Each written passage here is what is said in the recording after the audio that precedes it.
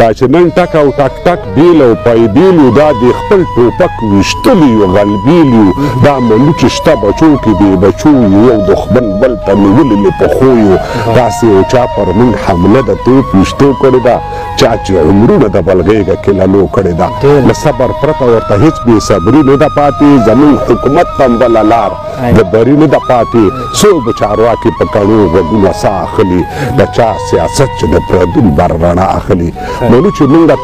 توقع را کوربدۍ هم لرو خو بیا په جنګ کې ډېره ټیخي اتلولۍ هم لرو دا یو اعلان وکړه او ته راته ګوښې ته کښېنه چې سر یې ستا او مال یې زما دی تماشې ته کښېنه که پر دښمن باندې مې میندې چړولي نه وي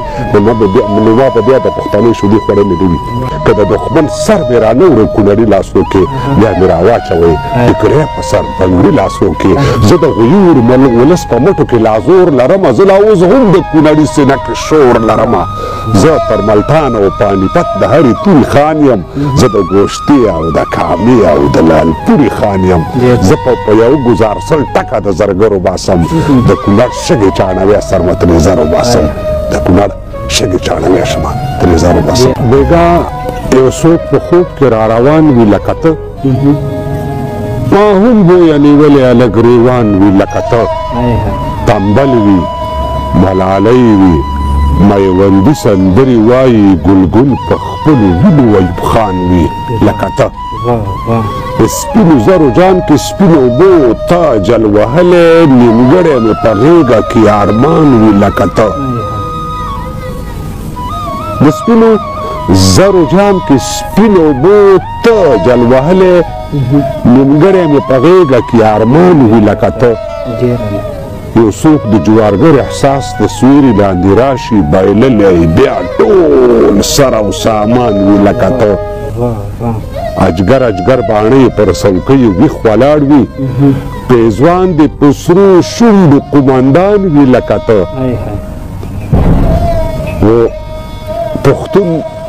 پښتون نارې د یو پنغالې نه راخېږي پښتون نارې د یو پنغالې نه راخېږي لحاظه په دې تور کې بندیوان وي لکه ته مذهب پښتو او خاوره یې داو کړې د لا نور هم مذهب پښتو او خاوره یې داو کړې د لا نور هم پراته مو په لستوڼو کې ماران وي لکه ته مذهب پښتو او خاوره یې داو کړې د لا نور هم پراته مو په لستوڼو کې ماران وي لکه ته رودلې دا خاوره لکه اوبه لکه شوده دي خو بیا هم د دې خاورې دښمنان وي لکه ته رودلې دا خاوره لکه اوبه لکه شوده دي خو بیا هم د دې خاورې دښمنان وي لکه ته نو زما پښتون ارمان لکه لوټ شوی جنګلک دی کابل زما به هم داسې داستان وي لکه ته زما پښتون ارمان لکه لوټ شوی جنګلک دی کابل زما به هم داسې داستان وي لکه ته حجره به وي یاران به وي خو زه به پکې نه وم سمسور به دا تمام افغانستان وي لکه ته نو زما لوپټه نوې شوه نو ستا صدر ترابه څوک ماته لاجوابه دي څوک تاته لاجوابه مننه له ننګ او جنګ سره دې مینه کړې داسې ملنګ سره دې مینه کړې